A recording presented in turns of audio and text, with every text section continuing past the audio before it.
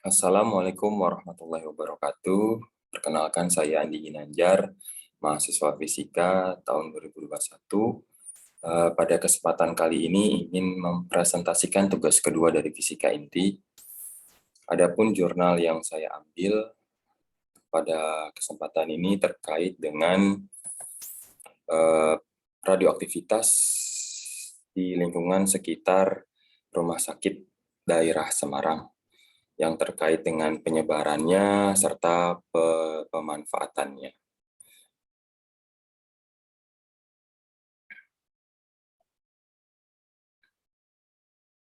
Baik, saya akan langsung saja mencoba untuk menjelaskan dalam bentuk PPT-nya.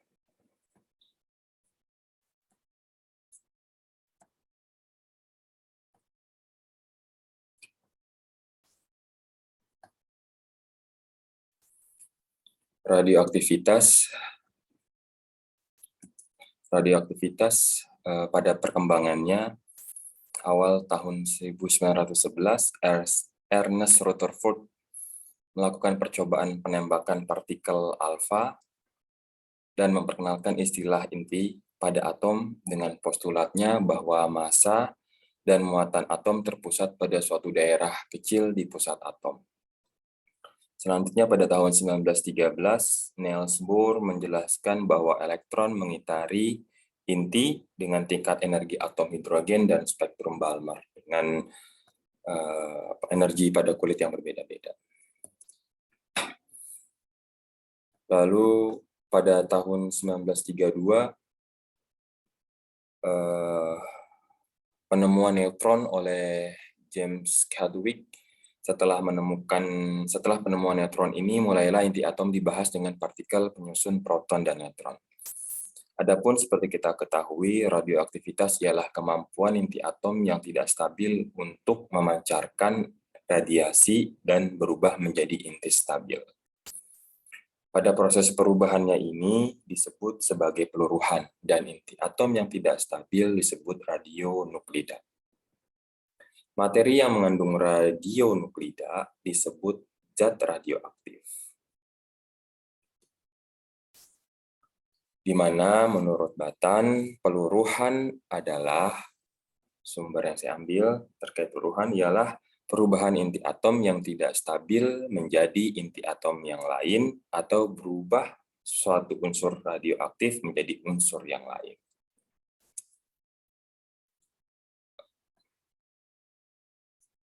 Selanjutnya, penemuan radioaktivitas pada tahun 1896, Anthony Henry Becquerel merupakan seorang profesor fisika berkebangsaan Prancis.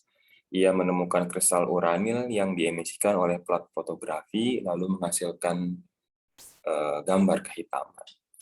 Selanjutnya, percobaan juga dilakukan oleh Marie and Pierre Curie tahun 1898, yang keduanya berasal dari Polandia dan menemukan sebuah zat radioaktif yang dinamakan polonium dan radium. Dua unsur ini ialah dua unsur baru dalam radioaktif.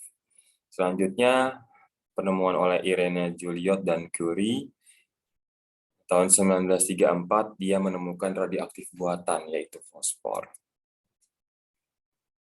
Macam radioaktivitas berdasarkan asalnya dikelompokkan menjadi radioaktivitas alam, yaitu sebuah aktivitas radioaktif yang berasal dari alam dan tersebar luas bersamaan dengan terjadinya bumi.